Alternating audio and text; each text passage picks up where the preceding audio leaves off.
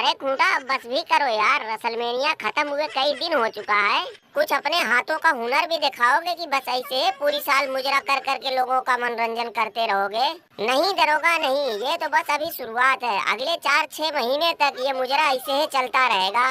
क्यों भाई, तुम्हें क्या तकलीफ है? उसका पैर उसकी मर्जी। चैंपियनशिप वो जीता तो तुम्हें क्यों मिर्चा लग रहा है? ओह अच्छा अच्छा, अब समझा कि तुम्हें क्यों मिर्चा लगा।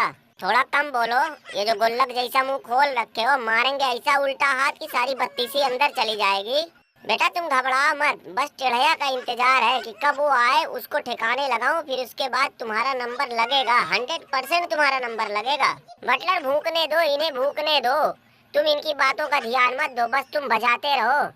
लेकिन ये क्या यार, आज क्यों इतना बेसुरे लग रहे हो? ससुर ऐसा लग रहा है कोई फटा हुआ बांस पीट रहा है। थोड़ा सुर में बजाओ यार। हाँ हाँ, तुम तो नुसरत फतेह अली खान हो कि दूसरों का सुर ताल देख रहे हो। और वैसे भी ये सब काम करते करते हमारा मन भर चुका है, अब हम कुछ अलग करने जा रहे हैं। डेमियन प्रीस्ट बटलर को समझाओ यार, ये तो बस अभी शुरुआत है। बैक क्लास में इससे भी बड़ा जश्न होगा।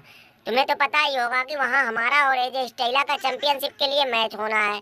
ये बात तो जग जाहिर है कि एजे स्टाइला हमारे सामने कितनी देर टिक पाएगा। खूंटा ये तो वक्त बताएगा कौन किसके सामने कितना टिकता है और कौन किस पर भारी पड़ता है। हारना जीतना तो ससुर अपने हाथ में है नहीं, नहीं तो हम तुम्हें बैक क्लास में दिखा देते हैं कि एजे स्टाइला क्या चीज है। अरे यार ये सब छोड़ो हटाओ, बैक क्लास जब होगा तब की तब देखी जाएगी। लेकिन बटलर तुमने यार ऐसा क्यों कहा कि तुम कुछ अलग करने वाले हो? मतलब क्या तुम्हारा, मैं समझा नहीं। मतलब यही है कि मैं अब ये चोर उचक्कों वाली जिंदगी से तंग आ चुका हूँ। अब मैं सीधी सादी जिंदगी गुजारना चाहता हूँ, समझ गए ना? खूंटा एक बात और साफ साफ कह देता हूँ, अब ये तुम्हारी मनमानी बिल्कुल नहीं चलेगी।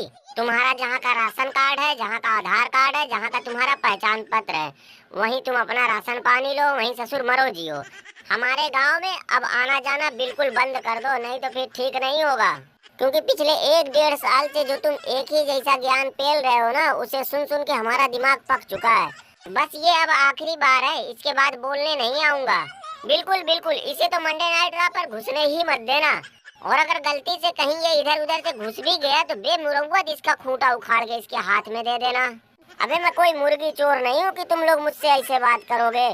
तुम्हारी बातों से लग रहा है कि मैं तो बिल्कुल ही गया गुजरा हूँ। अरे साला, अगर मैं इतना ही गया गुजरा रहता तो राग जैसा आदमी हमसे मैच लड़ने के लिए बार बार रिक्वेस्ट नहीं करता। खूंटा, मैंने तुमसे कब कहा कि मैं तुमसे मैच लड़ना चाहता हूँ? वो तो लोगों के सामने सिर्फ माहौल बनाने के लिए मैंने बोल दिया था। भाई खूंटा की इस बात पर पहले सब लोग मिल के खूंटा को बजाओ, फिर उसके बाद आगे की बात होगी।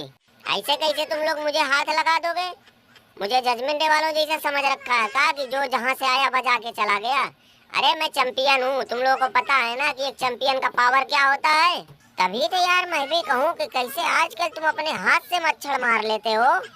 चाचा लेकिन लोग तो कह रहे हैं कि समर स्लैम में आपका और खूंटा का मैच हो सकता है, जो कि अगर देखा जाए तो आपका और खूंटा का कोई मेल ही नहीं है।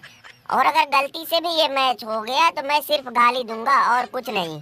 क्योंकि आपका और खूंटा का मैच ऐसे है कि जैसे भैंसे के सामने बकरा।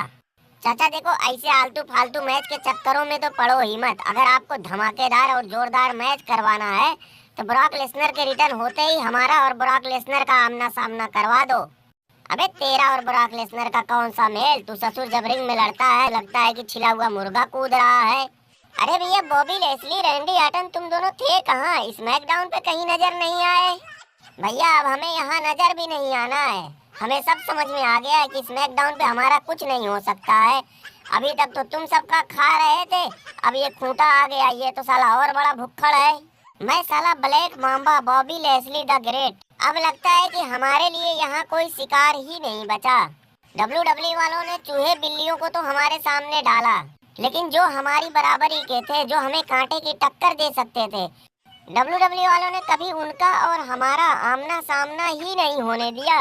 बॉबी लेस्ली, सीधी बात ये है कि स्मैकडाउन का चक्कर छोड़ो, चुपचाप मंडे नाइट रॉ पे चलते हैं, वहीं देखेंगे क्या करना है क्या नहीं।